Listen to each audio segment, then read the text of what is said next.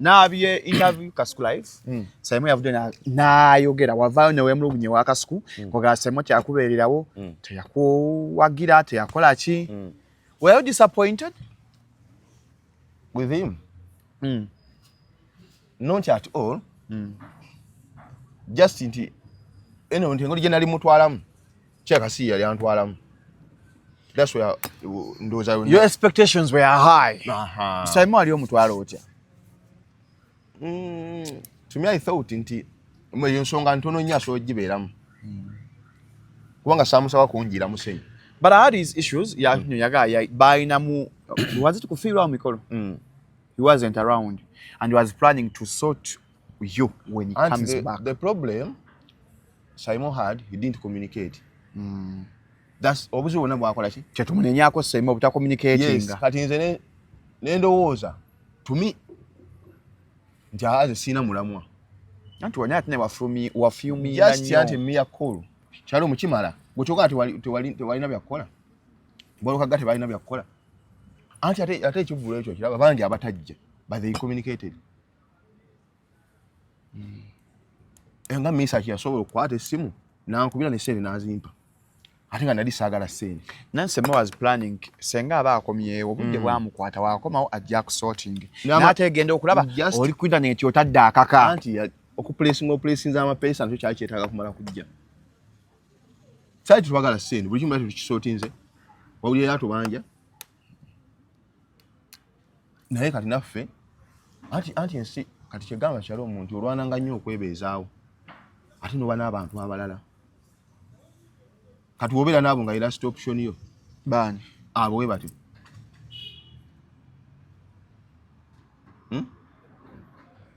Ngana nakasimu toso akanyiga. So after that, did he reach out to you?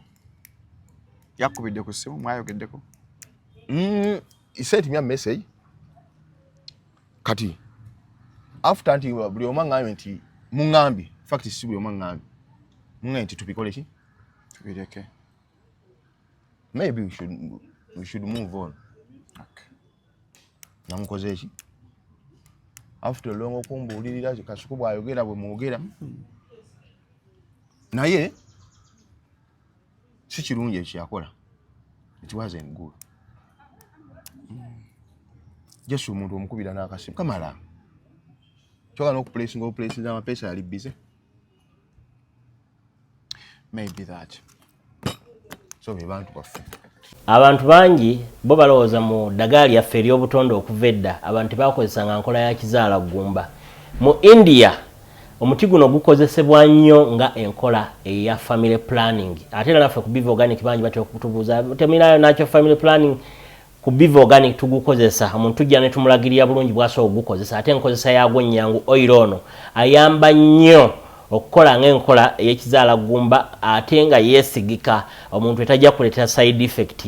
Era gwe omukyala ayina mugamba nkozeseza enkola endala ate ne zintiisa ni mutyono mulungi nnyo okukola nga birth control method ate eri reliable kubanga properties ze tezina bwe za affectinga reproductive system ate mbofu n'ebizimba ate ozibikira enseke ate akuyamba n'okukelenzinga oyagala okuddiramu okuconcevinga tekikutwalira na budde kuba kikola boss ku basajja n'abakyala okusobola okukola nga spermicide.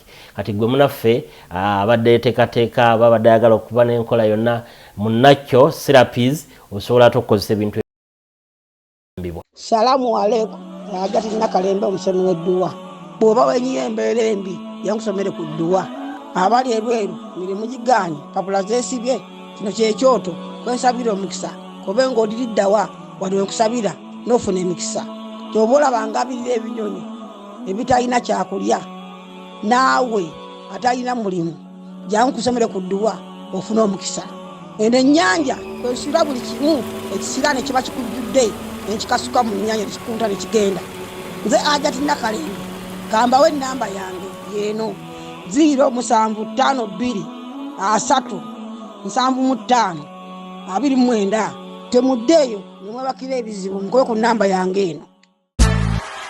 Are you ready for a celebration of a true living legend?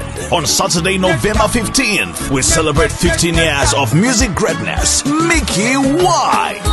The stage king, the energy king, mentor of so many talents, a true living icon, will be live at Serena Hotel on Saturday, November 15th, 2025. Jagobe ongo mujulizi, nga Mickey Wine tambuza mu lugendo lwe olwa music, okuva gye yatandikira. Tickets go for 100k early bird and 150k at the door, and a table of 8 at 3 million. This is more than a show. It's a celebration of greatness. Sponsored by Airtel, Sanyuka TV, Afromobile, Baba TV, Right Now, Victoria University, Joystar, Norada Autoparts,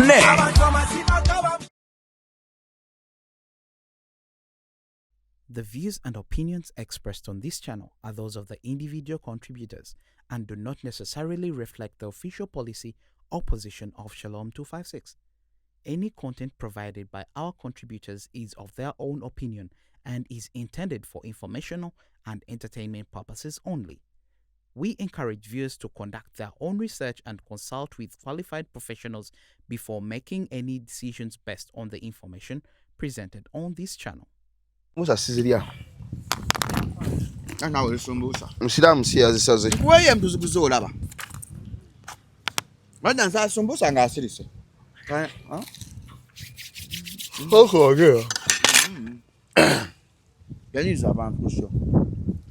Welcome. Kozo koloja. Welcome to the show. Ogeroja. Tuwa mkola. Ogeroja.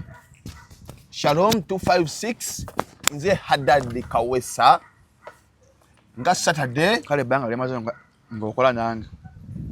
Tamanya byenjogera. si ebyogera Bonjo bwenkola sebo tata.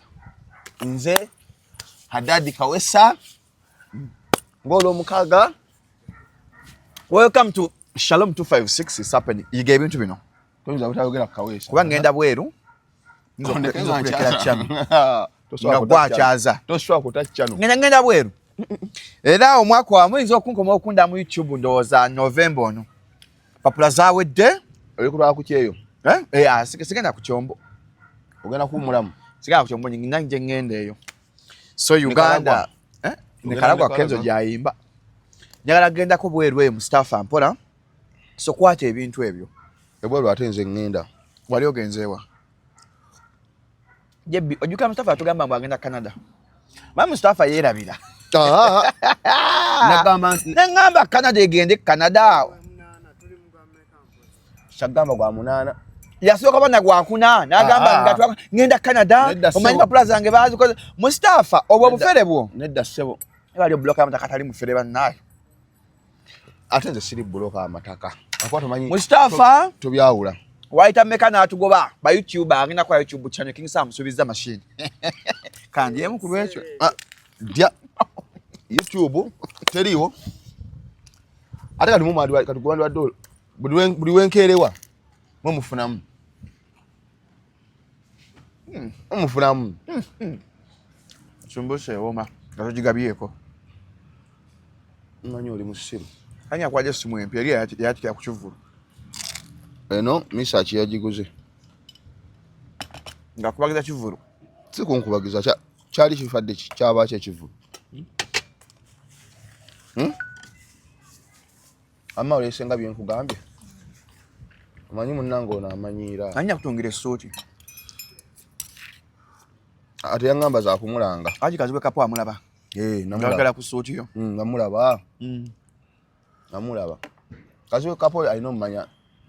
Nze sambala gundi. Sambala style. Anyambala fashion. Ngolaba anyuma. Olaba ngaza atanyuma. Nedda mwako mwagala negativity. Bagamba mbo yambala supreme coach ensukulumu. Koti yalimbi mbagula za wili balo. Akuli coach zo kwibegabega. Kapopo yagamba. Nkulopa yakapo. Kiti yakyogera. Jebi. Kapo yagamba ache. Yagamba ali amadde. Twaliwo. Coach yongeri ngetimpa. Ya aina nakalaka yagamba ekuba ekiyobyo. Mwekola kya? Wekuba ekiyobyo. Okuba Coach yalimbi nnyo. Anti abamawulire. Kankubuli abamawulire bagala byononese. Tebanyumirwa. Kati ate so kujja ku set ganti koti yali ya mulembi. Ninge koti yalimbi. Koti gwagira bako. Kozirawo nga ganti yalimbi nkutenda obusiru. Ekoti yalimbi. Tokanga ngaleka njogere ekituufu. Yogera kale ekituufu. Ekoti wagula ya ku mugongo n'onyonyo empale ya black gye walina ewaka. Okujja n'ogattagatta. Okujja nga anti ekoti engatte ebeera kati fa baludde mu by'okwambala. Ekoti engatte nebanga kala yonna ya black. N'ogezaako okufuna black ne black. Nga material CM. Sumbusa gye byewooma. Nga sigundi CM. Tebisobola kunyuma. Birabika. Kati tolaba. Nekwata black oyo.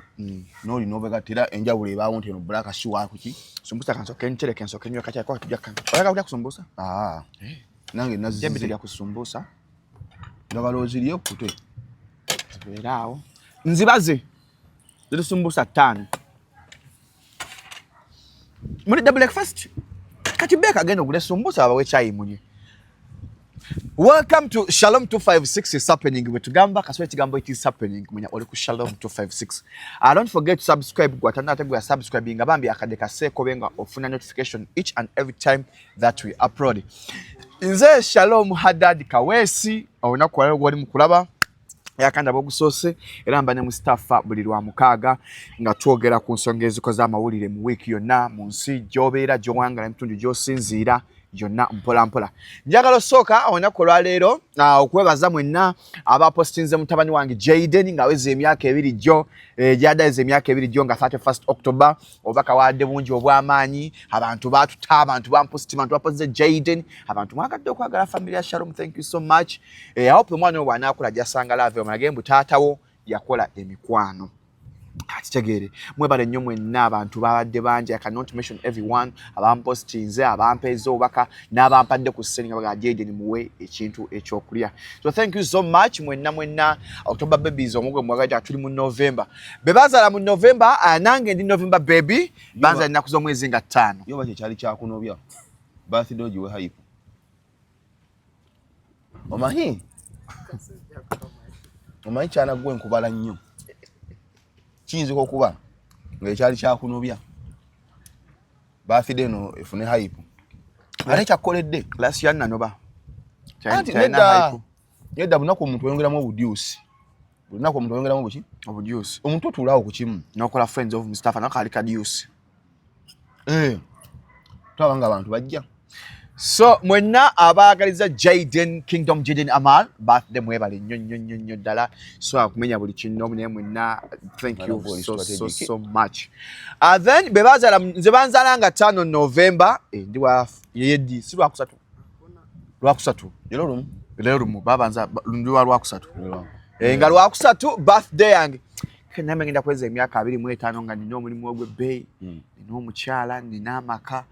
Omukyalo oyina mukyala nina amako oyina ate oyina ne gali gozimba oyina ne farm by the way farm yo tojenda yeah how is the farm so that was my plan 25 years mbenga obulamu butambula bulungi naye sinzo ofuna so far so good I'm never just complaining kubanga 25 years twale tuna kitu kubanja by the way bitukunenya bitono toyambadde bulungi towegulidde mmere omwana omuntu wa 25 wate mana tukamugana omusajja ono ngaaludde mu muzigo myaka 25 bade tulina kitu kubanja nnyo kuba basically omuntu aba ku university najireka to introducing up agency so you've lived your expectations. So buli bazala mu November I want to wish you a happy birthday but era nga wemba zenjogera you are not a king you're not a queen you're just a child who was born in November.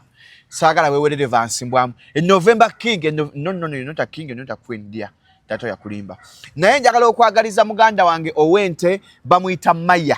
Yes Maya ha itiwe eriente erya Maya banna anti njagala abantu onakulwa leero birthday ya Maya gwe chalo njala abantu bagambi nti Mrs. Anbadaj Semanda Sumayat Idlis mwana Semanda nkutumiddeko nkwagaliza birthday nonjo wale kwagala Shalom 256 webale kwagala family yange ku TikTok akwesa Mrs. Anbadaj yeddira ante onkwagaliza amazalibwa amalungi Maya Semanda Sumayat Idlis, happy birthday. Na bulgo bazala mu November, happy birthday to you. Nkwagaiza birthday nungi omwaka omulungi. Otambule bulungi nnyo. Papa Mr. Semakula azala nga 11 November, happy birthday na advance. Oli antu November. Bikonge. Nga 11 November baza pa message. Bulgo bazala na mu November, nsaka Katonda akuwe sente, akusangula amaziga okole sente mu November zota kolanga. Aba birthday mu ino kimanya bakuza birthday. Age is nothing unless you have achieved. I don't know how to celebrate. No.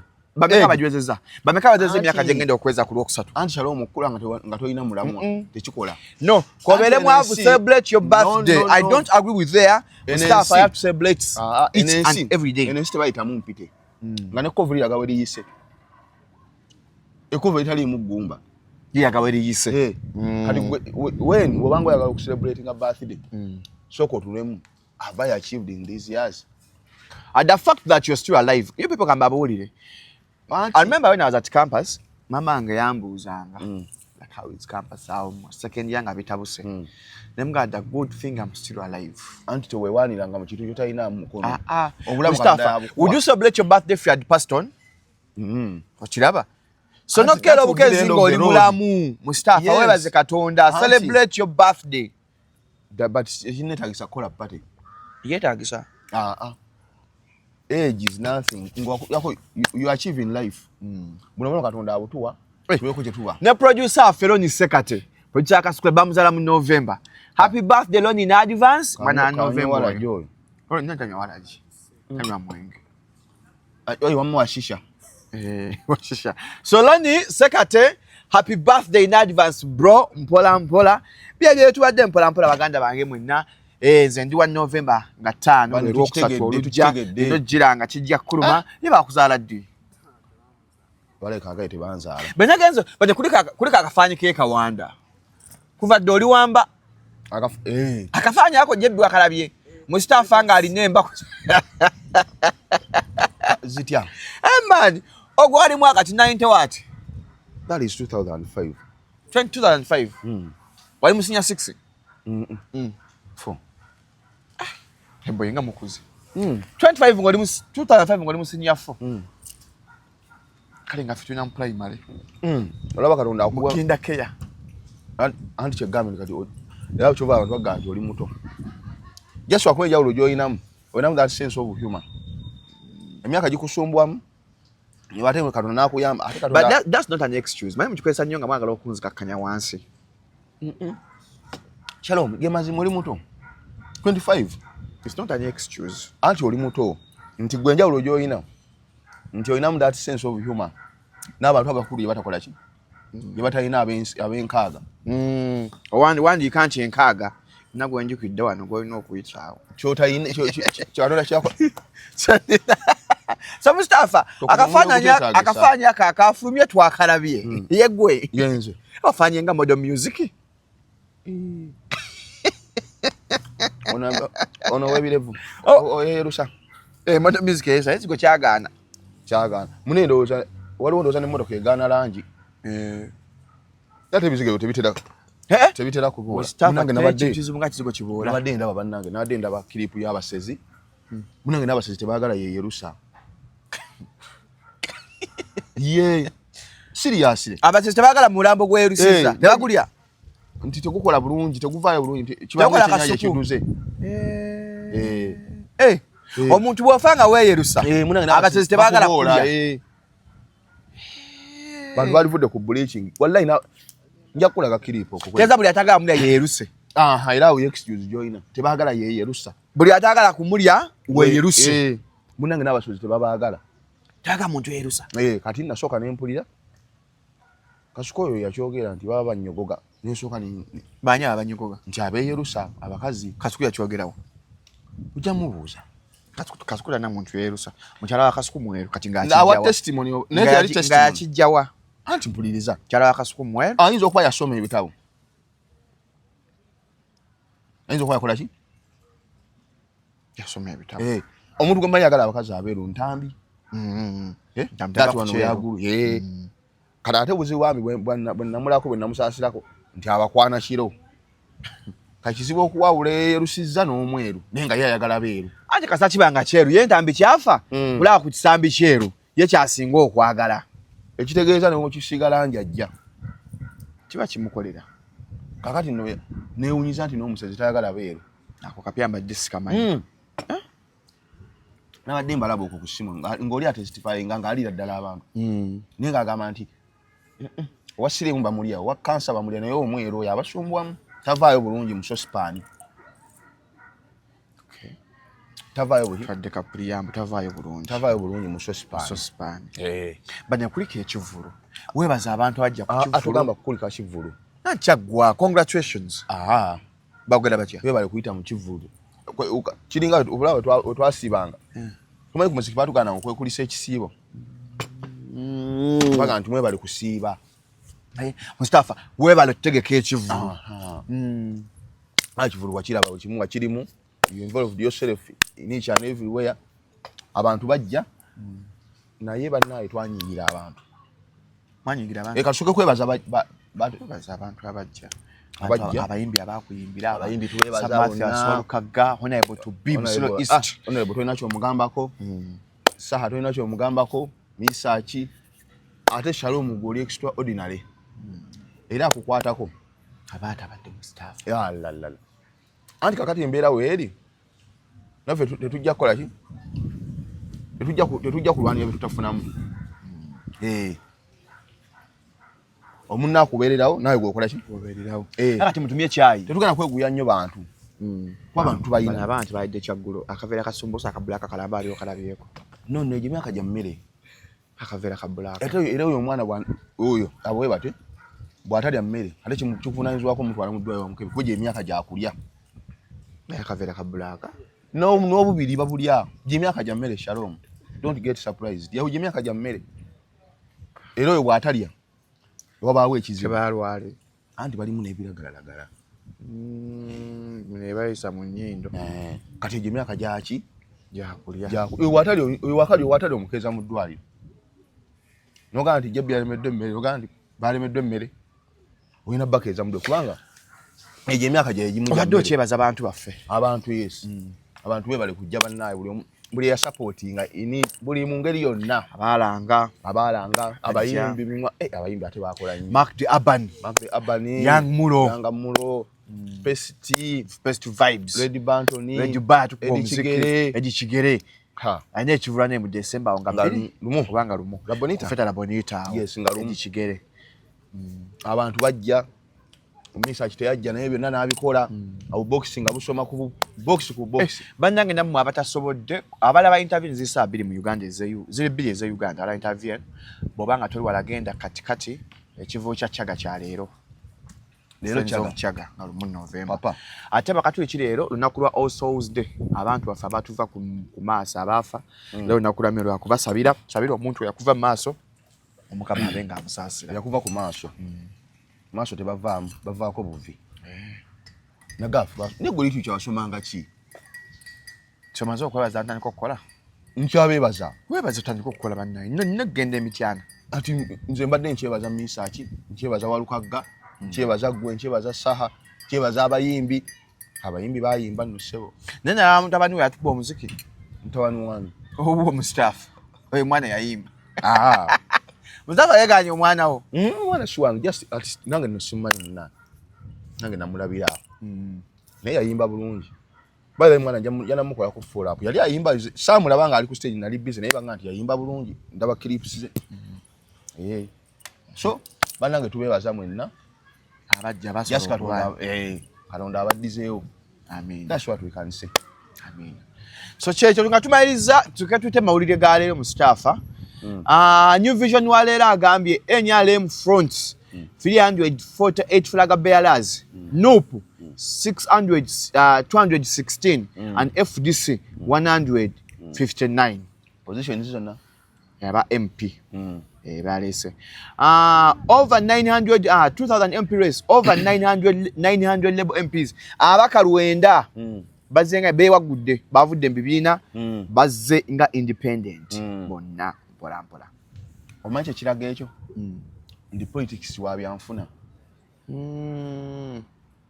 okimanyi bw'ogattaawo kabona bali independents mu bibiina byonna basinga balina cards obungi This is 900. We're talking about 900. Bantu lwenda. Then bali mpuliramu ebibiri. Ndabyeko Peter, ndabyeko wano Joyce Bagala, Francis Kalabazi, Melaji Segona, ndabyeko abantu Musa Echeru, bantu banja bazenga. Kati omanyi kiraga ekyo. Nti abantu bakyalina value for positions bagala sente. Kubanga oli waba mu card. In fact watu bagikumira kwandi kigambo kyabakozesa ekyo kye kinene. Naye babanga oli akusinzeeko. Lwaki to backing ono ali emabega. Ngo wadde ki? Bwe kibanga ekituufu ekyamazima kuservinga abantu. Nga sibya sente business. And you may have some good intentions better than the other colleague who has received their card or the flagship. No, anti-constituency batekomye ku olwo. How omuka futi ogenda kufa? Kyekyo kikuleetera obutagumiikiriza. Nti abantu gwe weebuuza kati resources bagenda zijjawo 900 just okola obukozi campaign emu ndowooza omuntu asanze ekitono ennyo mu constituency ndowooza alina okuba ne millioni nga 8 plus ng'ogenda funa sente mmeka bazijjayo anti bazijjayo nti bo ye ababalidde ku nguzi abasinga bwe tebabalira ku musaala babala other opportunity. Yes, kati gwe bagenda wa traffic abalira ku musaala wa traffic abalira ku nguzi anti n'owa traffic n'okumuteeka obuteesi ku kkuba nakyo akisasulira atya. I thought they deploy you where they're supposed to be. Anti that deployment where you're supposed to be wosesezaamu banatwala kukuba eziri busy. Some tebali kukuba by merit. Aba traffic Yes. abayo ko kase namusa kuba kubiri busy. basobola okulipotinga. Anti sente zijja zitambula. Kati ono ali kukuba alina ate waziteeka. Kati gwe weebuuza oli abakulira atajja kukuba ye tafuna. Kati kye gavumenti owa traffic yayinza n'omusaala ayinza obutakeberayo. Anti owa traffic omuntu agamba nti muzimba awo ngenda kubasindikira seminti era n'amusindika. Wa traffic ng'amanya alina okuzifuna. Anti nze wa traffic yankwatako wali ng'oyingira esseeta. Ono kukidda ku ono bavugire emmotoka z'empaka. Festina City. Ng'oyingira mukono. Akati nga basooka banzijjako permit. Nga yaggwako. Permit nga yaggwako. Kati nga bagikwata. Nasangawo bakazi bokka. Aba. Kati permit nga bagikwata. Nga bagiteeka mu bbuutu y'emmotoka yaabwe. Negayira. Omukazi nga bakwata emitwalo 5. Ogende mu bbuutu, oteekemu emitwalo 5 ogyemu permit yo. Owa traffic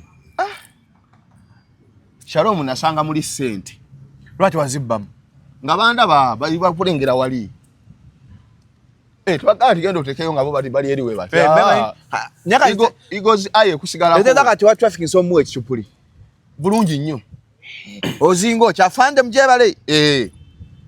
Naye Shalom. Naye namala ku. Zali sawa nga midday, around midday. Naye my friend nga sente ezimuli. Ngoga buziba. Nga bakoze dda. Shalom waliwo emirimu egimu mu nsi nga abantu tagikola lwa musaala. Naye ng'agikola lwa gundi ezikola ki? The benefits ezigirako. Nga n'ebyomusaala tebimukwatako. Kati waliwo emmotoka, waliwo kampuni emu abadriver baayo. Era bikegaba emitwalo.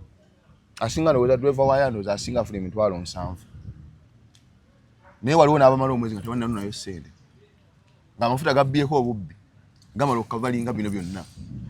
Nga n'omusala bujjukiza. Jangu okime sente zo. Tewaye serezo. Ate ekisula company mpozi nga balina HR omukyamu abo batali serious ata following up. Company tegwa. Ekyo kye bayita company anti ye beesinga okubba. Ng'olowooza nti ate bamubba ate ye ababba nnyo. Nti senga kiba kimukostinga aba yakisa yadde amagezi naye gwe olaba akirese. Omate kina kikimuggyako. Okitegedde? Kati okitegeera. Ndaba osiisinya twe. Kye nkugamba nti omuntu w'alaba nga bamubba bwe kiba kimukostinga aba yakirabidde wali mu bitabo. Nti banziba. Naye olaba takiraba. Omate kina kikikola ki? Tekimukostinga. Kati agenda okulaba nga natunuulira bali badwewe nga n'omusala bajjukiza mujjukiza. Nti waayo omwezi gwaweddeko. Kati ng'emitwalo 7 gye bamusasula omwezi agibba mu luutwezi oba 2. Kyovola nti omuntu osobola omusanga ng'akola omulimu gwa layisi nya sikaali bw'ati naye my friend ng'okugejja kwaliko. Tusoke twebaze Mustafa President Museveni yabadde Kalamojja n'agamba neyeebaza maama Janet Kataha nagaya tumwebaze yakkiza okujja Kalamojja abaalayi basindikangayo baatyangayo okujjayo Kalamojja naye maama Janet Kataha Museveni olw'omutima gw'omulungi okwagala eggwanga yagaana abeera minisita w'e Kalamojja. Wosoma political science omulaba nti gavumenti ezisinga zirowoozesa abantu nti ezibakolera ku ssente zaabwe nkiddemu bakwata kyobola buli ali ku campaign wa gavumenti aga tukoze amakubo Uganda tulina we kitutusiza kati gwe lemani bakulowoozesa nti babikola ku ssente zaabwe gavumenti kumbe ku musolo gwo nti nabo ne baba tebaliiwo n'ekyalo musolo mu deployinga nakola kitwagala kubanga ne babeewoze era ffe tukola tusasula kati gwe akufuula nti bw'aba ye akola campaign ye akulaga nti tubakoledde amakubo tubakoledde amasomero mwakulowesa nti akwata mu nsawo ye mwatoola kyobola babagala tubeebaze nti tubawaane nnyo nti oli akoze baina gavumenti olina kyolina giwaana gavumenti olina kati anti omuntu nga kyalo omuntu nga bamutumye butumi akuleetera essente naye omwebaza akuwadde kakati ffe tukwata omusolo netukola ki tuwa gavumenti netubawa ne bagumisuuzinga kuba omuntu okukwata miliyoni nga 5 n'ozimuwa n'akolako ekintu kya siringi 7 ayi n'amaani n'akutendera nti nkoze nnyo bo bakulowesa nti bakoze ku ssente zaabwe alinga akwata atunda ente ze n'atukolera essomero. Bukadde wa leero abavubuka baleese vibe mu byobufuzi amataba gasse bana bye serious abasuubuzi mu Kampala bakka balumirizamu ku by'omwala jagendayo mpola Uganda Coast Guard monitor so tugenda wanene abavubuka baleese vibe mu byobufuzi ng'asookedde ddala ye Luzzi n'omwogerako tukiyamba ffe okumwogerako Luzzi kati kankuleko kintu kimu kyalo politics wa Africa yafuuka bw'atyo. Don't you think they're setting a new trend that campaigns are singa tuwadde tulaba n'abantu who are giving us false hope? But if a person like Luzzi comes out, nagamba, okay, if you vote for me, I'm not going to blackmail you. I'm not going to corrupt your mind. But if you have to vote for me, look for my principles, which I stand for. Don't you think it's the way to go that twetagaba kulembeze nga Luzzi buli muntu aleme okulimba abantu ngenda kukola kino mbawe kino abawe ssente ayogera amazima anti omanyi mu kwogera amazima ekyo bakola kati ba discouraginga mwavu nti omuntu avudde ku university tato kyasobola kwesimbawo toyina resources ate yawo okitegedde. Have you been following Luzzi? Yes, bulungi nnyo. Don't you think we need people who are flank like him? Anti tubeetaaga naye kimanyi kye bakola nti ba discourage kakati kati omwavu agenda kukola ate naye nga talina leadership skills. Ate omwavu atya anti Shalom waliwo ebifo no ate kati ola Luzzi kyakola kiyamba omwavu mu Mustafa osobola ne weesimba n'ogamba abantu nze sigenda kugulirira abalonzi nga ne bakola n'olimba wabula sengo nnonda ngenda ku representing eddoboozi yo endowooza yo omwavu aba afunamu anti Shalom maisere zeetaagisa okutuusa ekyo kyatuusizaawo okujja obuzizi mu media business ogituusa maisere ziba zeetaagisa. Luzzi akozesa TikTok n'amugyako interview kati ku TV agenda bamuyita buyisi kubanga no TV za Uganda zimuyita kubanga ne ku TikTok ati is trending. Anti gwe bwotyo bwolowooza Shalom ge mazima njagala wemba kunyonyola ebintu tobiraba leero Africa eno giraba tuba kintu kye bakola nga tewali kigendererwa ate tewali kintu kye bakola nga kiyamba muntu era buli gwolaba ne gwoyo abe yeefudde nnyo ayamba naye aba alina kyakola ki. You're not getting my point. Kutegeera bulungi nnyo. Totegeera. Anti gwe ngamba nti Luzzi kyakola kituufu okugamba abantu frankly sina kyengenda talimbye bantu taba blackmailinze tagabisiga kukola baga sigenda bawa sente sikubisa bipande sigenda temunkusaba luseke temukola ki naye senga mba munyonze ngenda kukola kye nnina okukola Onyagamba ombaka taziika sufunanzibwa bwange sabya nyimbe sizza bana ku masomero tozambu twetaga abakanga Luzzi weba kyabogera amazima kubanga kyalonza abasinga balonda 1 mu Mustafa ono aziika ate nga okuziika si mulimu gwa mubaka si mulimu gwe wonna nkugambye oli mutuufu naye kitunule mukkene mabege waakyo bino bali mu kubyogera bali bakyova okubyogera olabanga muki mutuufu naye gwe weebuuzeemu lwaki this time Because that Mustafa ekoba kwa literature. Lwaki This we are campaigning. Okay, yandi byogedde. Nchitegeera. Nanti yandi byogedde. Nchitegeera. Shalom. Politics mulabe bwoti. Politics mulabe. Mustafa, I don't sanga Mustafa to oloze nnyonyoloze sabantu. Mustafa njagala otegere ensonga yange. Luzi avudde agamba abantu atagulirira abalonzi. Ngaga baziika nga kikironza abantu. Awo nna mutuufu. Awo nna mutuufu. Kata Luzi kyakola kiyamba n'omuntu omwavu. Naye ne yesimbo n'agaba nange nesimbyewo. Nesenga munnonda ngenda kuba eddoboozi lyammwe. Kakati Shalom, njagala nkubuze ekintu kimu. Wano omuntu wajjanga nga talina ssente nga Luzi. N'ataliko okuyita mubabbo n'agamba mu mpakalu. Waliwo singa tension. They sell ideas. Ante mujja jigula. Mwache mutunuulidde mbolokuba Luzi alina ssente mwache mutunuulidde. Africa gibale bwoti Shalom. Ono ekibayingisa idea ye. Asijja agenda ku Africa ajagala ku Uganda. Ono ekibayingisa idea ye nti alina ssente. Luzi asoji marketinga. Ontegede bulungi. Tawanga Luzi agenda kuwangula akaluke Kampala Central. Ng'akawangula wa. Mustafa. Kyoka Luzi agenda kuwangula. Tutogeredde wano leero lumu. November. Tubwakawangulanga. Mustafa. Ati gwe byayogera abantu babyagala. Ate nga bamwagala nnyo. Ati abantu baagala butaba wa ssente. Politics awo yatuuka. Kyogamba Luzi antu amataka kuwangula. Shalom. Eno gavumenti yayonoona politics. Nti abantu baagala tangible things. Ate nga nze n'abantu bonna bagamba Luzi posta zo tutambuse posta za Luzi kiyamba ffe. Ku ground Luzi biralamu. That is media. Shalom, tewali muntu agenda kuyimirira ku lukuŋŋaana lwawo nga talinaamu yadde omutwalo. Najjaawo teri agenda kujja kulonda. Abantu kati anti abantu bamanya nti bakuwa kulya. Kale ekyo kibajja mu bongo kirala. Kati naddala mu Kampala muno Shalom tokyalina ky'okyusa Kampala. Okitegedde? Nti abantu batuuseere ku extent egamba nti Shalom naye katumuweemu kaaliyemukko. Kali gwe tosobola kuŋŋamba. Kali abantu politics baamukyusa. Amazima gwe ugamba nti oyogera ebyo. Kati as you're summarizing, gw'ogamba Luzi tagala kuwangula. Tasobola talina wayinza kujja kalulu. Eyo media gy'oliko. Anyway, I don't know about it. Walolabeyo webifuza marketing mukazi we naye. Sarah is tall. Ngero kantu bikyali ku politics. Teru Seke. Yes. Sarah is tall. Teru Seke. Anti mu politics. Abantu bagana bakazi bawe bamanyi. Politics is a dirty game. To those who are dirty. I know to those who are dirty. And there are those who may be dirty. Politics is only dirty to those who are dirty. Yes. Shalom. Ati mu media muno okulaba. Fena tulina abakazi. Kati the moment walaba ng'oli aleese nnyo mukazi we mu media aba alina kyakola ki? Kuba eno okuvuma.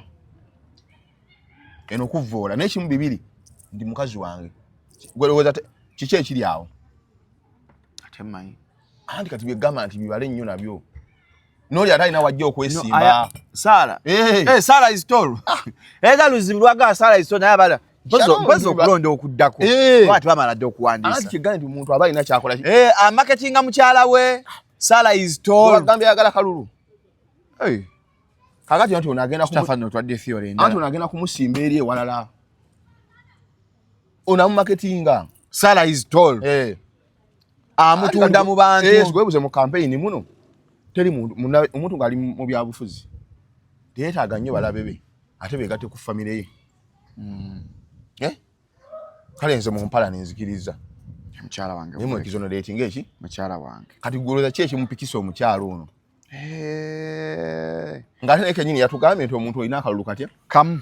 Kakati ki ekimupikisa ono omukyala? Okay. Leero lumunno mugende ku Beef Organic abasajja guno mwezi gwagwadde gwa avubuka mufune eddagala basangibwa mu Mengo opposite Masengere bajjanjabisa butonde. Abavubuka abali kati wangala mu kisaawa okoza ku masturbation ngende ofune wake up call. Number BV 0752 60 24 27. Mugende bajjanjabise obutonde mpola mpola. Kankaka. Kankaka? Atadde akaka. Ngaba uli erinnya kankaka. Atadde akaka. Obata mukulumba olubiri bagamba nti akasajja kano akatufuze kasisaawe ene emyaka ana atubonyaabonyeza n'ekizibu kye tulina yali muwi w'amagezi ku lukiiko lwa ku military council yali muwi w'amagezi mu magye saawa eyo balumba olubiri lwa kabaka. Kaakati Robert Kyagulanyi Ssentamu kabonero ki k'otusindikira ng'omusajja eyali omuwi w'amagezi nga balumba olubiri eyali awo amagezi n'eyalulumba tolaba nti baali beebamu. Museveni n'Obote abalumba olubiri tolaba nti baali beebamu. Museveni akugamba nti ye alina pulaani yo already ng'ayagala kuwamba buyinza. Kitegeeza ne bwe yali baddenga agaba amagezi ng'alowooza amagezi gasobola okumuyambako okusuula gavumenti n'ensobi ziri Obote zonna ze yakola tusobola okuzivunaana Museveni kuba bonna baalimu mu gavumenti. Kakati njawulirawa eyali omuwi w'amagezi nga balumba olubiri lwa kabaka n'eyalulumba abo ababiri bwe mbakwatako mbaawula ntya mbutuufu omazeemu amaanyi Robert Kyagulanyi Ssentamu eyo muvu yabadde nfu. A few moments later.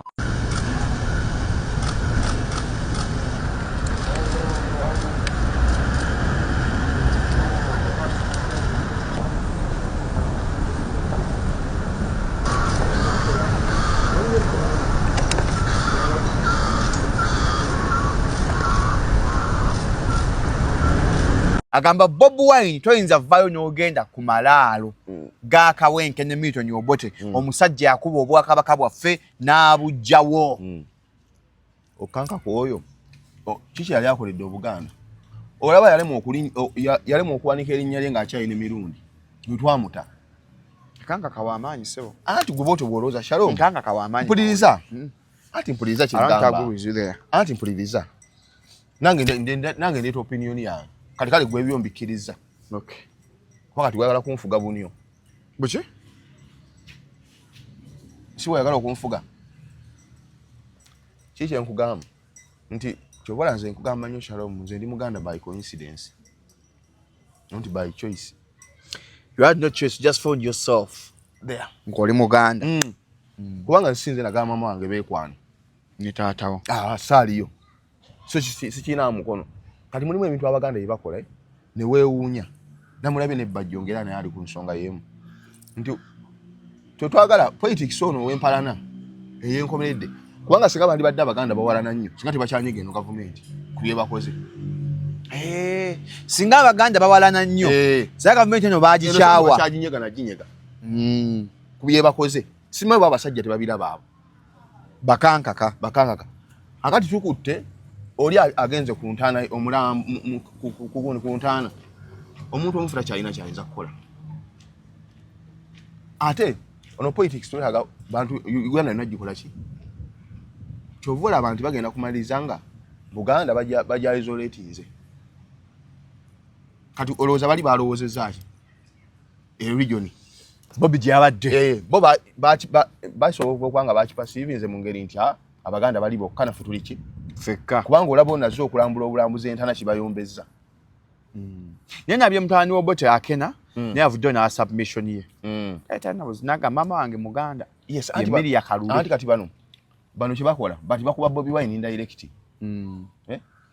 Kubanga twanga Bobi Wine twagala afuge Uganda namba. Agenda gifuga atya nga mwagala Uganda beeri. N'abeera nga bali mu Uganda. Okay. Kati bana basajja kye government bakuba onani bakuba Muganda munnaabwe indirect. Okay. Kati bo bakulowoozesa nti bali tuba isolating bali mu nsi yaabwe. But is it every Muganda or some of you individuals like Kankaka? Anti bano mulimu opinion leaders kati ngabo naye alina namba ye. That one we agree. Nti Kankaka wayogereri abakola ki abawulira nate nabo tubeetaaga abo singa bali bawalana singa tebakyanyiga eno gavumenti kuye bakoze bano bagamba nti Bobi Wine lwaki wagenze era ŋŋo ku Obote byakola Obuganda lwaki ate bo bakintiza ne gavumenti ya Museveni yakoze Obuganda oba byo birungi. Okay. Ye ono Kalulego yawasa owengeye nga tebamuttanga Mama Miria bwabanga balina obusungu nga ddala busungu babuyina abasajja batujjeko obusiru mwana Kankaka muntu mukulu omuyita omusiru n'ebbaji. Anti Shalom ze kankubuli omuntu nga twagala Uganda yonna ngeri united. Let the past move. Tugende n'ekikola ki n'ekitambula. Bygones be bygones. Tosobola kukwata region namba ojja isolating ate mwagala Muganda munna mwafuge. So nabagamba mbu Bobi Wine yakozeyo byokugenda ku ntaana y'Obote bakyamu anti bamulwana indirect balwana Bobi Wine ate Abaganda anti kyegane nti obwe busiru obuliwo Tunoonya support. Okuva eri engulu. Batwegatteko. Ebisigadde tujja bisootinga. Ye what is there to sort? Boli yafa. Atagenda kudda. Kubanga singa bali badde empaana bagikuza. Singa no tuwakyaliwo wengulu ajja wano. Webali. Naye bayitirivu. Naye kati bo bakulaga. Ono gwe bakuba. Esa bano bakankaka babajjo balwanyisa Bob Wine. Anti akombadde sikamanyi. Anti gwe bajjo taswa kulwanyisa Bob Wine. Bajjo taswa kulwanyisa Bob Wine. Kati kiki kyakola? Bwe tubanga Shalom. Bajja akolera abantu. Bajjo muntu wa watu. Muntu w'abantu. Kati channelizing about. Twagala fuga Uganda yonna. Muganda munnamu ayagala fuga ki? Uganda. Agezaako kumobilizing abuwagizi mu region yonna. Eri mu Uganda. Mu Uganda. Ani nakyo kyakoze mu kikubye. Nti kibi nnyo. Obota akyadde engulu. Takyasobola. Tuwalane paka ku mulambo. Wabwe kibagamba. Era nga singa abadde bawalana. Singa bakyagenda wa Museveni abo. Nga naawe nyini. Bonna sente gye bazijja. Bandi badde bakyazijjayo. Bani. Abu nabo ngamba. Gwe kyeki bakubisa muganda munnaawe. To that extent. Gwe kyebuuze emwe kigendererwa kyabwe ki? I don't know. Gwe bagobye ku CBS Medicine Muganda. Tebamugobye. Whatever. Oba expulsion yonna bakiki gyali. Ali Muliro. Yes, yadali Muliro yagenze kummulako. Anti no nkugambye. Yagenze Muliro kanze ngende ofuna livu yangendeke ewetu. Yes. Obenga bwa achaza abagenyi. Anti nkugambye bwenti. Anti pozi katowulira interview za media. Yagambye obuzibu bwava kukyaza ani. Naye nga Bobi Wine yandivuddeko obuzibu mukyaza emmengaawo. Chogamba, I don't think so. Saga achiroza anti CBS knows ne Bob Wine. I don't think that. Obwakabaka knows ne Bob Wine kisoboka. Gwe lwaki goloza nti kisoboka. Kisoboka. Anti oli agambye. Hosti agambye. No. Hosti agambye. Ekyavaako uki? Mpuliriza bulungi. Hosti agambye. Kati gwe kiringa gwe yagala kuwakanya CBS gy'otakola. CBS tasobola kulwanyisa Bob Wine. Anti angakola yakoze eki? Tesobola mulwanyisa. Kati media alimba. Alimba. Wayogeddeko naye ng'alimba. Oba gwe yagala omugaanira. Obwakabaka tasobola kulwanyisa Kyagulanyi. Anti nze kunze tekisoboka. Anti wulira. Shalom. Kale ki kye bakola? Let's just pick few individuals who came out to talk about what let's say for example Kankaka. But a kingdom, no. Anti wulira. It's enough for me. Anti Shalom. Kankubulira ekintu kimu. Abaganda be bantu abasinga okuba n'enkwe. Bane mu promote nze ekyo kikyamu. But just no Mustafa stereotype nkyamu kushamu tukivumirira era tukiwakanya. Anti nze kugamba. Kikituufu. Anti bonna tetulina nkwa Abaganda. Anti wulira. Gwe kyoga singa bali we batyo. Singa ebintu byabwe tebiggwangayo dda. Bye babanja gavumenti. Anti gavumenti naba bijiwa. Anti eri kiremesa era nkwe. Nti abamu bwe bateesa emisana bateesabira n'ekiro bateesa biki? Senga abali United, senga ensonga yaggwa dda. Nnafu nnyo. Okimanyi Buganda erina amaanyi agapiininga gavumenti n'eba buli kimu. Mwezi gumu. You wish. No, nkugamba. Anti ne gavumenti ebeetaaga. Kati gavumenti balina amaanyi. Senga bali basa kitya? Kimu. Kati gwe ngamba otya muganda munno nti anoonya obwa president nti agenze mu region endala nti akoze bubi nnyo kive nnyo. Nti era mu Buganda mubi nnyo. Mubi nnyo akoze eki? Kyokusinzira bute byakola Obuganda. Ebiki? Yakuba Obwakabaka bafina abujjawo. Tebwaddawo. Museveni yabuzzaawo. Kati bamwagala nnyo ono. Let us say they are in good terms n'ono bulungi nnyo. Kati ki kye basiima? Agala ogula essimu ennungi genda ku Andrew Gajesto esangibwa ku Ivory ku G19 ku namba esimu eziri wansi awo. Essimu yafa Face ID yazimba eryanda screen replacement byonna tablets z'abaana essimu zonna from Google Pixel Samsung nothing phones ennungi genda uzifune mpola. Tulina Mustafa mu Kenya twogera ku bikoza muri mu week eno mpola nga tubyogeddeko. Tuba tuli awo tuvudde ku bya Kabaka ku bya Kakanka Kalwaza Kankaka ne Bajjo ate wiki tufuna amawulire agabutikidde brand new yakomye mawulire wabula kumuli guno ngatakomye mawulire bulungi ng'omugagga wabula yakomeddewo mu bizibu ng'omukyala yafiiridde ewuwe Nalukwa g'omwana Nalubwama Kalo yafiiridde Brian White wabula amalagi twakafuna agamu galaga nti Brian White abadde akola okusawula oba okulagula awo wennyini makage ku Salama naye ekibuuzo ekisinga ffe twebuuza omuntu abanye essabo naye ng'ate amagye gegamukuuma Mustafa have you been following up the story bulungi nnyo kakati ebyo ebikwatagana ku muntu wa wansi mbyagala nnyo ebyo olwatuuka kakati nkugamba nnyo ndi Katonda asaasire nnyo omuntu ng'abadde ne sente ezimugwako obwavu omutawaanya Brian White ajaka yakuba jjajja so Brian White musawo okuva mu nsozi z'Italy anti ulira nkugaye bwavu obukola bwe mutawaanya bingi byakyakola kati agezaako okugoba wali awamuleka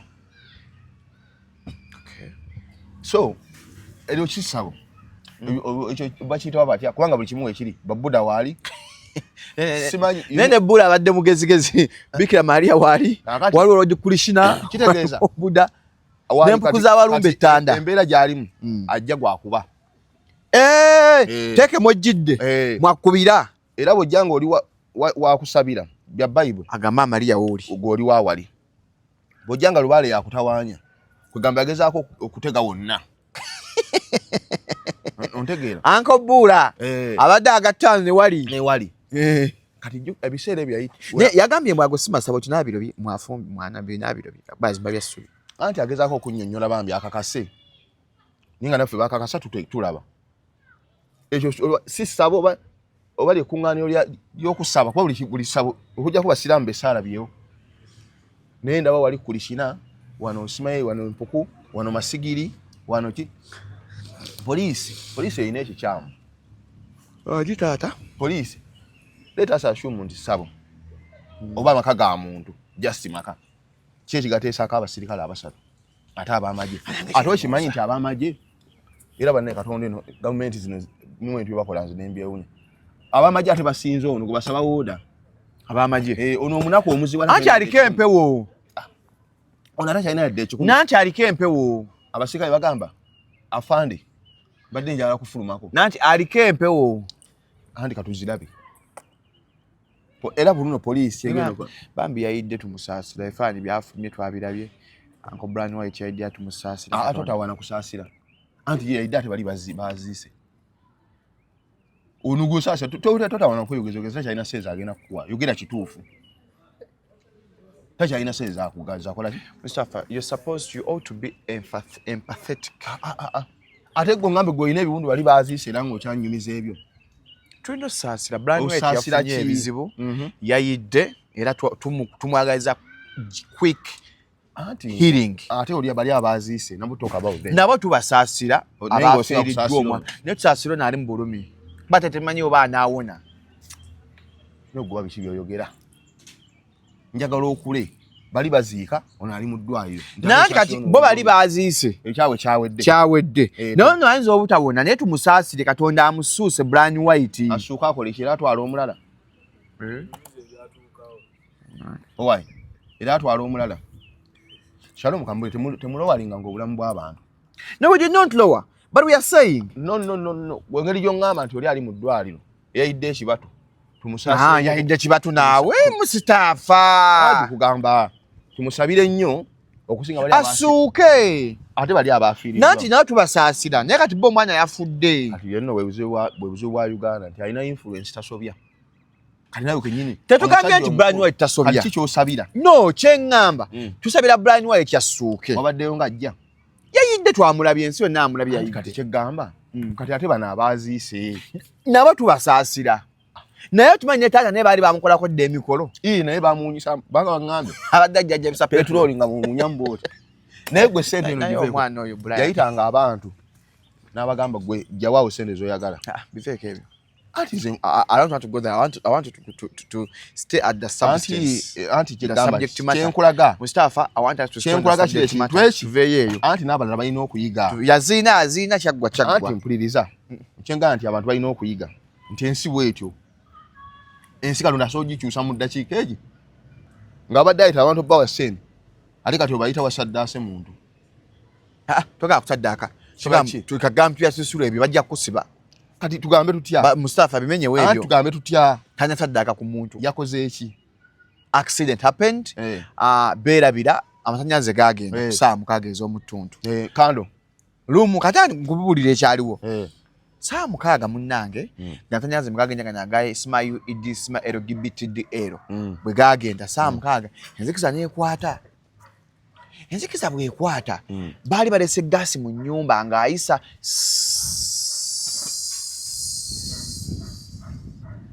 Shalom.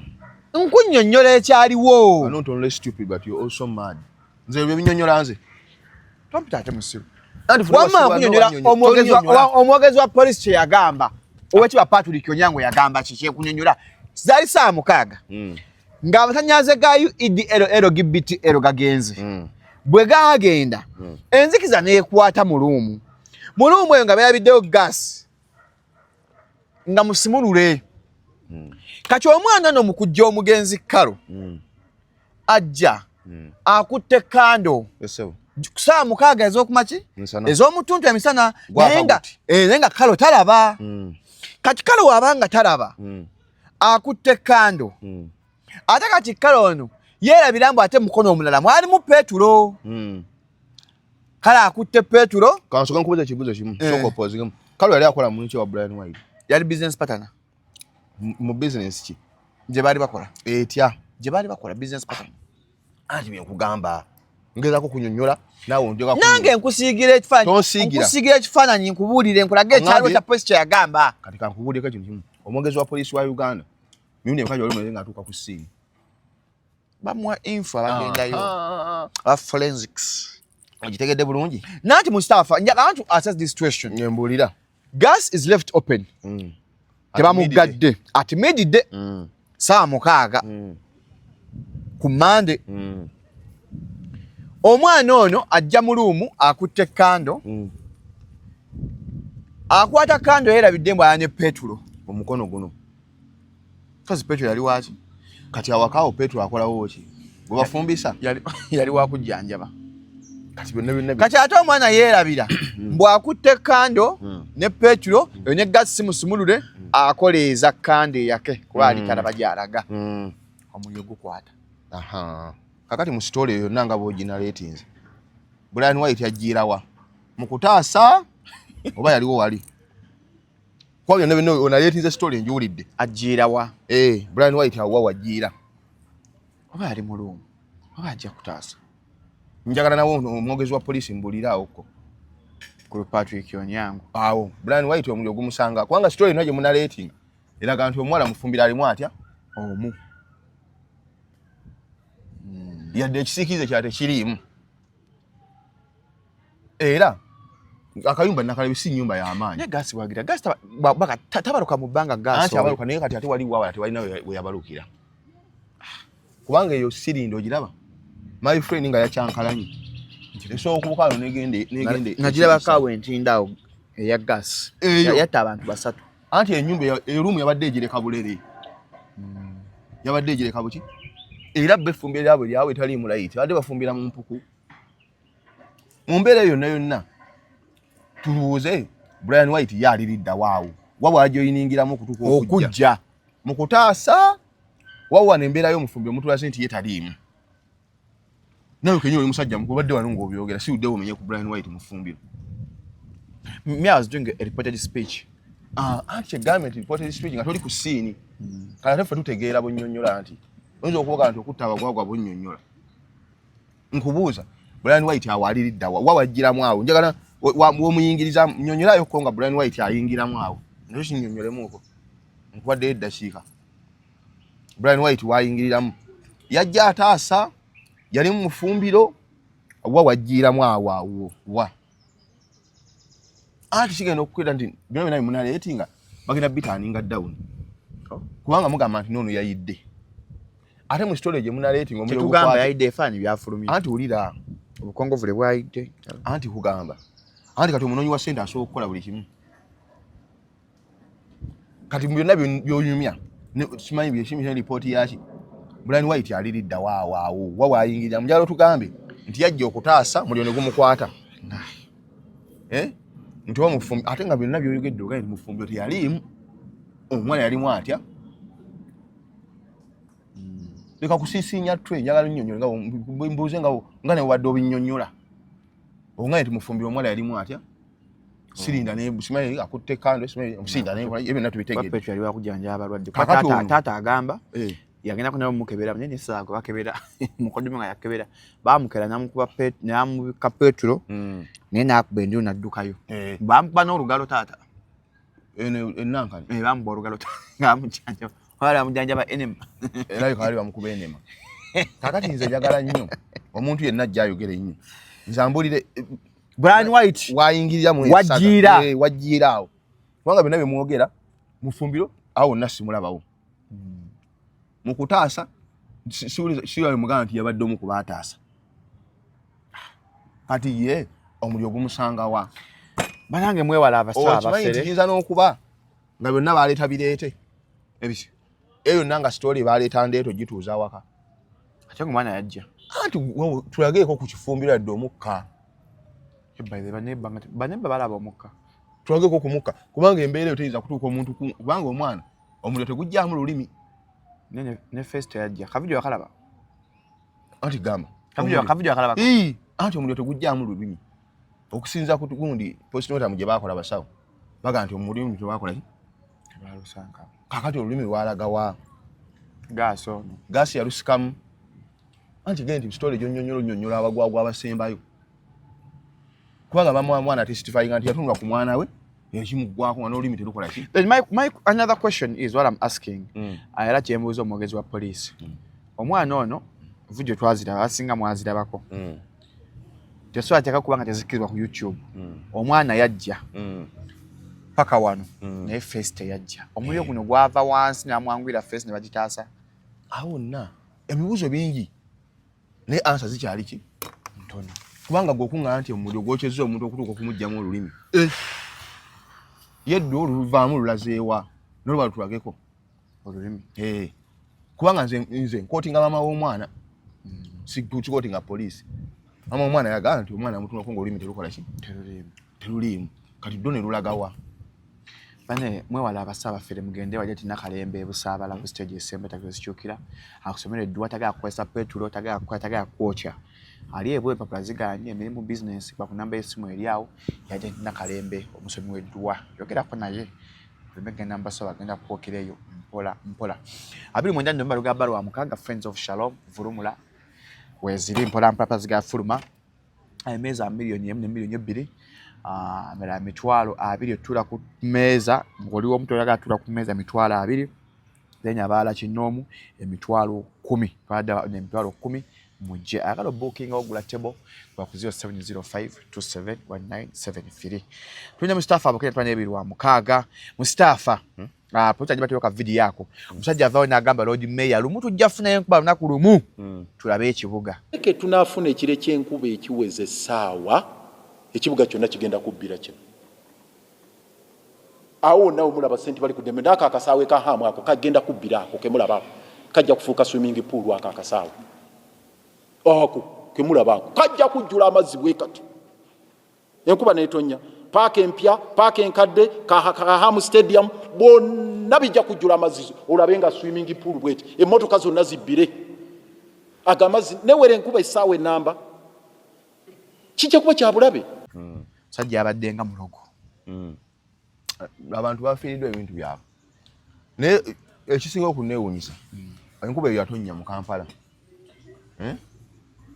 naye abantu balinga abagamba nti yatonnya nti awo kuhamu okayi wafiirwa eki twaza mu Kampala from the beginning bagiseekinga mu mbadde njagala okugamba the drainage system ye Kampala bata nawo hamu yazimbawo ne ku bata wali amataba awo si wa hamu nawo hamu yazimbawo nti abantu bategeere nti Kampala from Genesis bamuzimba bubi abamusetinga era liva nongo mala kubadde ngera Kampala floodinga ekyo kyamazima tukikirize ngamba nakuzimba mwala nti Kampala yennyini abampulani ate nga mu kumupulaninga oyo yennyini agamba abaddemu kimu mu Kampala banuma ne Jennifer babeereddewo ng'erembiranye nga bonna waali yakati abantu bagamba mbu hamu ono omwala guno business zantu zagenze wabi abantu sente zafudde nabi emmeremenya yali akola ka video nga wana emmeremenya business yaweddewo. A few moments later yasoka naga nti talaba ku hamu yalesa akantu bwe kati naga nti sikalabangako hamu we bali kujja naga nti ekintu useko sikirabanga. So Kampala ono mulaba eshoka kyomanya Kampala ali mu ntobazi yenga ye Kampala ali mu ki mu ntobazi kati ebintu abantu bangi akawala wonna abantu bafiiriddwa ebintu eno tugambe hamu yaliyo eno kubata tumanyi kyabaddeyo nga n'otekawo eryato n'oleta lino lya Titanic lisobola okutambula. Kati wano wenkubuuliza tumikasaka campaign bonna abeesimbye ku bwa president wali yayogedde ku climate manifesto ye notereza Kampala specifically. Kampala so aterera tasobola onto Kampala balina okukola ekintu eki kumukyusa. Omanyi ensi ezimu zikola ebibuga ne bakola ekibuga ekya administration Nigeria abikola bakola ekyo naye kati Kampala okumutereza ogenda kumenya bizimbe bimeka kwa byonna biri mu ntobazi byonna biri mu ki ate kuva ku ntandikwa. Kati Kampala yeetaaga engineer yeetaaga lawyer. Kampala yeetaaga engineer ate lawyer akole ki ate wana mu Kampala mu kumutereza waliwo abalina okufiirwa kubanga amazzi bagadiverting nga emyala gyokka bazimba mimpi. Ate wana bagamba mbu ekyokuzimba hamu okuzimba omwala kyandiba nga kyacontributinze omwala tegunnaggwa. Bw'ogamba okuzimba omwala gwandibadde guwedde niyo omwala guli under construction. Nze bwe ndowooza oba si kituufu gwawedde tegunnaba. Kati ndowooza hazards ezo zazzeemu nakyo hazards ng'omwala tegukyakola ki ate ne tumanya reference eyo teri ku hamu yekka Kampala yenna. Kampala yenna yabadde ya floodings ne hamu gyatakola ki byatatuuka. Kati awo tugambe nti waki Theory ya Lukwago yandibadde ntuufu senga bali tali mu Kampala ebbanga lyonna naye abadde mu Kampala. Kampala n'afuuka bw'atyo nga hamu go yakola ki waali ogwo si mwala gwokka gwe guleetwa obuzibu. Kampala yenna bw'atyo bwe bamukola ki buli omu azimbanga bali kasitoba wa ssente ate ng'oyo abaddewo kwago abaddewo ebbanga lyonna sakalawo kabi akajja omwala ogwo gubadde mulamu gubadde weeguli gira Kampala afulaadinga gwe gusoose jasi nti ekibuzibu kyono nti omwala tegutannaba gukola ki gumaliriza naye nga ate era kyabadde Kampala okazina tunudde wali ku bata my friend ng'ekiri awo ekyabadde ekawaala awo naye nga ate yo hamu talinayo kizimbe. Jebi first pause bulango wakama waffe Mustafa mukwano gwo Nobat Events bajja batoka video Edikenzo ogenda kunzitanga ensi etegedde. Edikenzo ogenda kunza watadanizi ku mapeesa ne mumufumita ebintu mu byenda nafa intelligence buli kyemu ekirina. Kati Kenzo mu busiri bwo njagala nkuwe message n'olwaleero by'opulanize byonna wobuze kuba kino bati olwaleera zeewaawo ng'atuddeawo obutasoma buno bumenya. Ngenda bapulengera n'amaloboozi g'omuyambi wa Kenzo wano ngenda babuulira wano ngayina ku simu endala olunaku lubadde lwaleero ne bukya ne bansindika mu firubi gye mbadde ntudde mu mpuliriza abatulaba abayimbi bangi ab'enjawulo abayimbi jjukira ab'amawulire bankwata babiteekayo nga balaga Nobat ali kalaki Kenzo olumaze bwazze Kenzo ayimbye kalaki live eno ndike ebbanga ttono mwongere okuwera ndaba muyingira 1000 Kenzo bwazze asigadde back stage n'emmotoka empya gye yeegulidde n'agandi Museveni yagimuwadde sente ze yabba jako ddoboozi onfuna bulungi mbadde ntudde ebbali goti nga tomanyi wentudde nina baani buli kye mukoze kiri ku record Kenzo buli kye mukoze kiri ku record Kenzo ogenda kunzita olese ka miliyoni ku plani y'okunzita ensinyo yagala ekimanye ako yavuddeyo nakatiza jjo ku live n'agamba Eddie Kenzo yataddanzi ku mapeesa bujo tunoonya ani yataddanzi ku mapeesa producer yali w'amaanyi Nobat Events avuddeyo n'abyogera. I don't know if he was under influence of alcohol, I don't know if he was okay oba he's depressed. Nobat kyetegera maaso Nobat afaaki ne Kenzo sina Kenzo yekka gwe buuza Nobat afaaki Nobat afaaki n'abantu entalonga nnyingi anti Nobody agezaako okugoba kyeyafiirwa. Shalom bw'obeera nga kati Nobody alina abantu batunuulira ate ndowooza mu mulumya emitwe n'abaana abato. Anti omuntu waliwo otuuka ng'ogezaako ogobe ekyakuleka. Kati Nobody ayagala ssente. Era obuzibu bwonna ki? Ssente. Kyokka ate gavumenti aleka yamuggyako omutima. Nobody. Baamwesonyiwa. Baamuta. Wumbwa kaali. Yasigala agoberera laale. Tomunafuya nnyo ttuuka. No, ate tabeera ku laale. Yasigala agoberera ki? Nobody agoberera laale. Okay. Kati ali mu level y'abaana basikayi soja. Nobody. Promoter. Anti kyegambye nti agezaako okugoba kiri ekyamuleka. Okitegeera nti ekyo tewali Nobody kimuyombe ekira kyonna. Era tebagga nti ku bonna bayogera bayogerako alina gwempala neeyaddala. Allegation gyakoze nnene nnyo. Police muvaayo jangu okoleyo ka statement byagambye mbu Eddie Kenzo yatta Danzi ku mapeesa. Anti kayinera mu bujulizi bagenda musiba era ayite adde mu byalo. Babenga bakamuta ate baddeyo bagenda tutusonde. Kakati allegation yo nnene nnyo. Yakoze Nobody. Era senga badde ekolebwa omuntu nga tayambadde kisaati kya yero senga ali munda. Kata ina mwa communist akakisaati kya yero naye kati ekyeyambule. Era kyovola bina byaleekana kibikanya mu kisaati kya yero. Bam nakuno live ze zakwata kubaako tukke Nobody oba na telefone obuzo. Kubanga wabanga obuzi we bambi ssente. Ate nga nkola tubagenda zimuwa. Nobody. Anti gundi generation zigenda zikyuka. Kati bali abali mu ssente. Bali kaboga mutunuulira bali baatekayo ekikono tonta kyalina influence. Twaba ayogedde bwati twaba not waste our time on him. Twaba agaye ntono yatta gundi ng'ogamba oyo. N'ekigambo ekyo kyayogedde kinene. Anti bantu bamuteekinga serious. Ate ekyo kintu okyewalanga nnyo mu nsi. Otakutwala serious. Anti baba bakuggyeko engalo abantu. Kati ne bali baakwana nabo. Bakyantali serious. Era tebamuwa budde. Era tebatolowooza nti statement alina statement gyakola balowooza nti yaddala. Bo bamanyi bwatyo kati baamussa ku eyo. N'ekigambo ky'okutta kinene Mustafa. Anti kinene naye kati gwakyogedde. Naye ate kati kankubeko ekintu kimu mu nsi towawala. Musajja oyo yasoma nsi ekinnuma kyokka. Alina degree 2 na masters. Baddange kyokka kyekinnuma naye okufuula nga ddiikuula. Kyogera nimba kyafuusa ddiikuula. Ati awe bamutadde. Shalom omuntu kasita akwavuwaza. Nga tokyesalirawo. Kati gwe weebuuze afa kino Kenzo. Buzita basente. Si muyimbi. Oli amusinga amaanyi.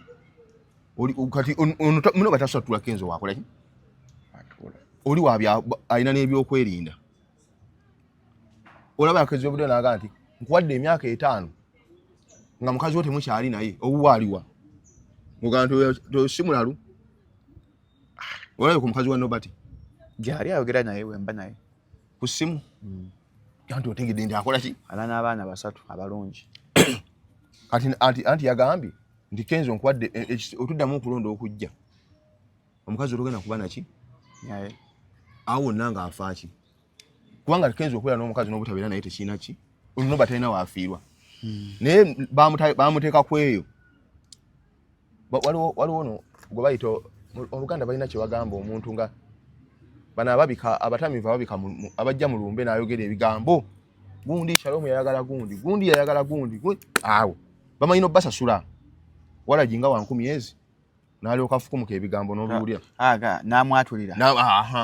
Kati waweeyo gye bamuteeka fuula atamidde. Kati yo gye bamuzzaako. Bamuteeka ku eyo. Naye musajja afenze kinnuma nti yasoma. Ebikolebwa omuntu ataasoma bano basikayi soja baani ba. Sikayi yasoma. Yatula P7. Anti gambye ati P7 ate yo mu kyalo. Kati saba sikayi yasoma. Anti ulira. Yatula P7 ye. Anti nkugamba. Tuwasomako dda. Ele baakujjanga e Masaka. Ng'oli mu P7. Bwe bakwete Kampala tudda mu PS. Sibisomaayo. Ote ng'obisoma. Ng'obisoma Shalom. Bwe batwe baakolanga. Nga bovanga wasudde ogenda mu P7 e Masaka. Oyiso ogenda mu P7. Bojjeno interview bakuwa ya P3. Kali chovola anti bagambanga Ndi P7 yo mu kyalo. Ene Kampala ba P4. P4. Anti tosobola kwogera luzungu. Okay. Kakati gutongo kya kungamba nti bakutadde mu eyo liigi y'aba abaana. Omusajja wa university naawe. Okulonda kubinda ensi ezimu zamaze dda okulonda nga e Cameroon era Paul Biya. Bamutabukidde. Kati Paul Biya mulaba. Ye mukulembeze gwe nakasokolako nga abaana bamu this campaigninga. Bazala. Abagala mulemeza kintu wakikwata. Tebaagala ate abawala balina bweru. In fact namudisa campaigning bayimba na buyimbi. Kakati omusajja oyo bajozi ku myaka 92 yabadde asabyeyo omusanvu.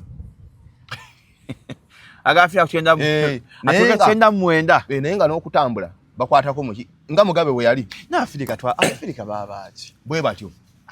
Anti Afrika eno giraba.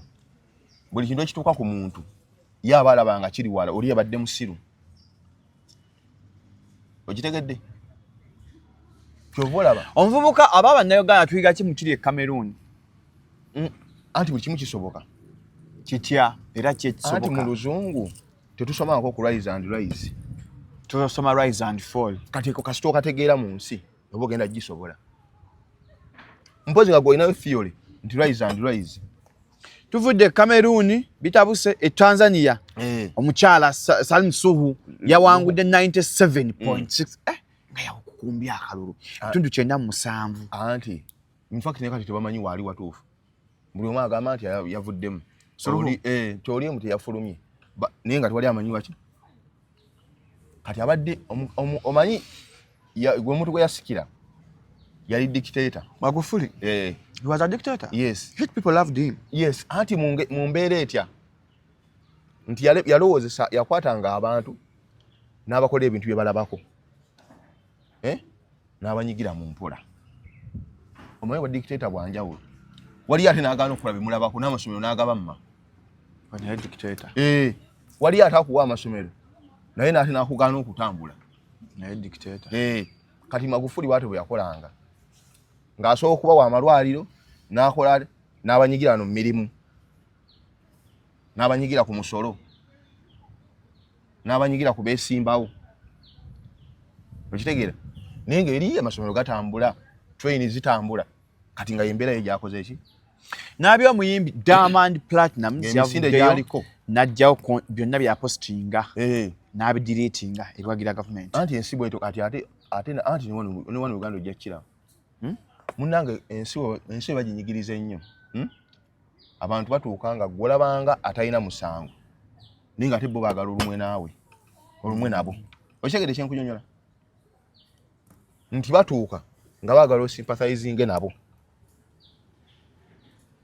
Nga bo bawulira nti erinnya lyo ba influence gy'olina eyinza obbayambako okutuukiriza ekyabwe ate gwe tobakola ki? Tobaleeko. Ate nga nabo tobanenya bakulinako omukono kuba bakuwagira. Okay. Natano mu Uganda abayimbi bongera kwagala government. Nabi ne Bebe Cool bakoze Unstoppable omuli ne Alien Skin n'abayimbi abalala ne Kenza nabo ne Camilla nabo basi. Ate bo anti nabegena kutuuka ekiseera basibireko ku mugongo. Bani? Abo. Abayimbi abawagira government. Abayimbi ba NRM. Wa. Cherom.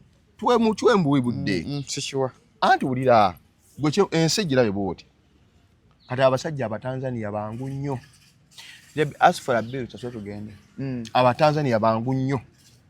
Kati babe 11 ogutaaka. Bangu nnyo. Era bo batunuulira. Balwawo nnyo kwekalakasa nga abatanzania. Baza nga abana Kenya. Kati babagwe beekyanze. Anti bana bantu batuka ekisira ne balaba nga sede zaabwe ze mulya. Ngono ina belo bus, ono ina train, ono ina Unstoppable.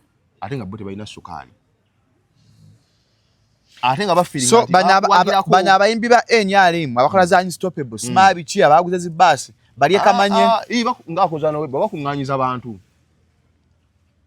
Anti waliwo embera wotuka shalo omunoleka omwana noweka kapa. Nomala kutuuka eri kisasi nga omwana nga kapa yekabira ku mugongo. Yembere yakutuka ku kivulu kyo. Nabye interview Kasku live.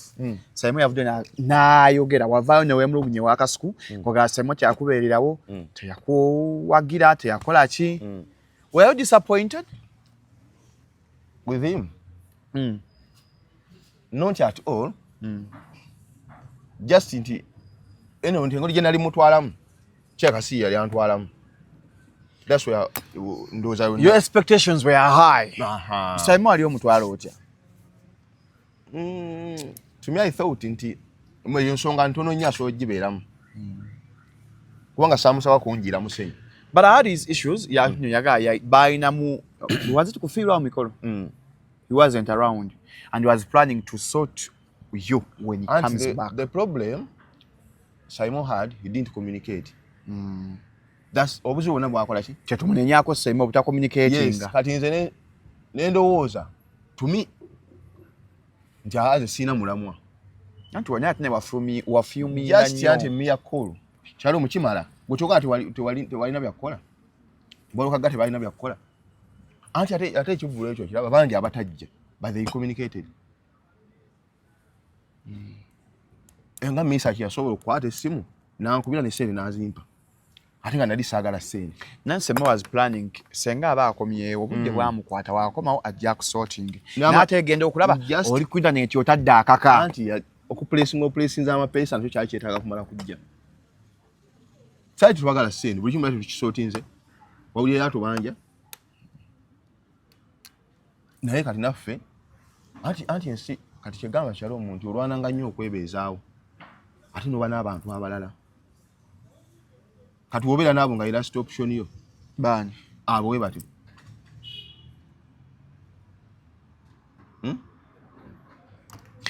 n'akasimu tosobola kukanyiga. So after that did he reach out to you? Yakubidde ku ssimu mwayogeddeko? He sent me a message kati after nti buli omu aŋŋambye nti muŋŋambye fact si buli omu aŋŋambye muŋŋambye nti tubikole ki tubireke. Maybe we should move on. Okay. Namukoze ki after long okumbuulirira kasuku bw'ayogera bwe mwogera naye si kirungi ekyakola. It wasn't good. Jesu omuntu omukubira n'akasimu kamala kyoga n'okuplacinga amapesa yali busy. Maybe that. So be bantu baffe tugala sukana naku olwaleero musule bulungi musiibe bulungi twanya Mustafa we lwa mukaaga naye nga 29 lujja bba lwa mukaaga tugamba mu Friends of Shalom ko Kevin emitwalo 10 agala okuyingira ordinary agala ekifa ku meeza emitwalo 2 emmeeza 1,200,000 musiibe bulungi musule bulungi mweraba.